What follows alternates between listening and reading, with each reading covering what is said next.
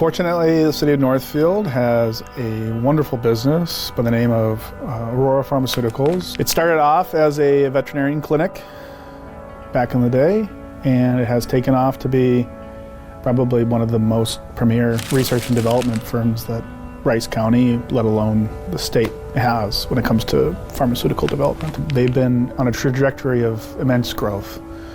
And where they're located, fortunately and unfortunately, it doesn't really allow for a lot of growth from a square footage standpoint. They needed some additional land to square off the site and needed tax increment financing to help offset some of the rising costs that were occurring at that time.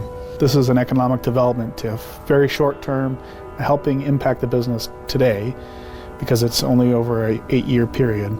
They were able to successfully expand that building to facilitate the growth.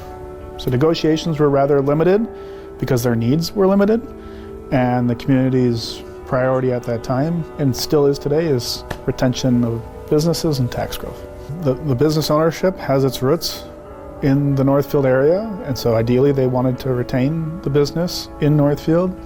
However, business interests have positioned the business to look elsewhere, even out of state. This retention opportunity, utilizing TIF, was paramount to retaining their business in Northfield and state of Minnesota.